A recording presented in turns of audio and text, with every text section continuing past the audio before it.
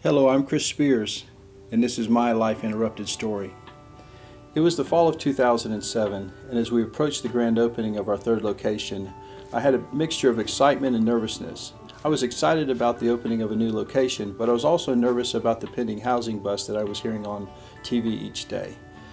We had a $160,000 a month or greater expense. My payroll was over $750,000 a year.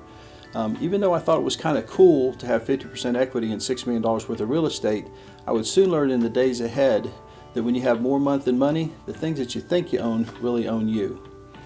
From 2007 through 2009, it seemed like my once exciting manager meetings were now meetings of a group of guys trying to figure out how to lose less money next month than we did last month. Fun had definitely left the building.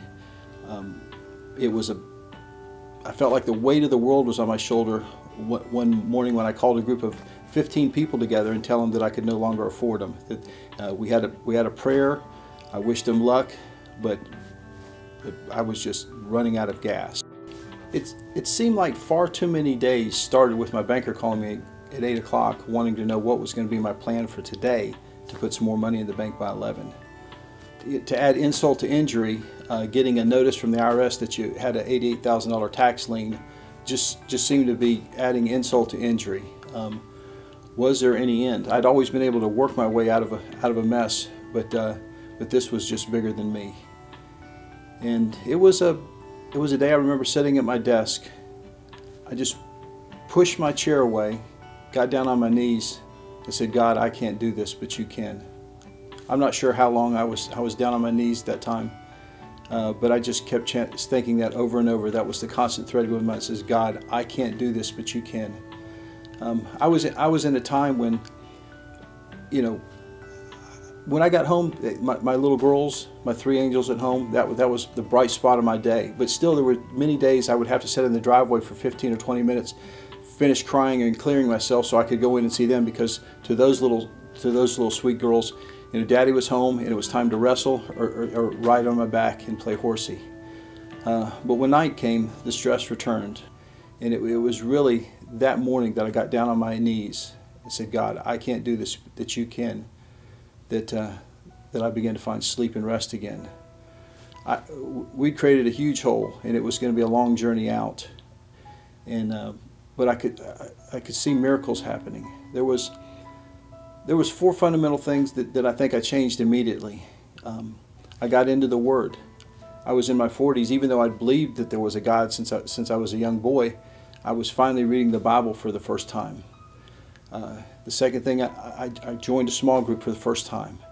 The second thing that I did is I rejuvenated myself daily. I had a favorite Christian CD tape, and I would play it going and coming to work. Sometimes when I really needed it, and it was a long day, I'd take the long way home just so I could listen to some songs twice. The third thing that I did is I prayed. I prayed morning, noon, and night. Many of my days started out on those red brick steps at the beginning of church. Late at night and early in the morning when there was still fog out, I would leave early and I would come to the church and I would get out on those steps, no one would be around, and I would just get on my knees on those red bricks and I would just pray to God to save me. I had three girls at home that I always provided for, and could no longer do that, and I just said, "Please save me, God." And the fourth thing that I did is I started tithing.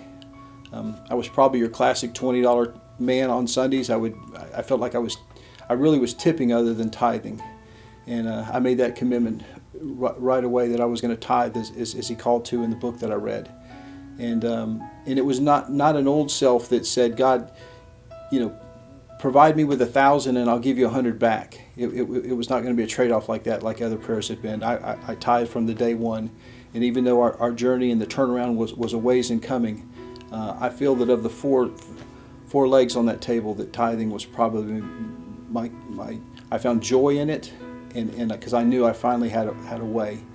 It was a long journey, but when my heart went from believing there was a God to trusting that there was a God, recovery began. Miracles never happen out of abundance; they always happen from lack, and I had lack, and it just went from believing to trusting, and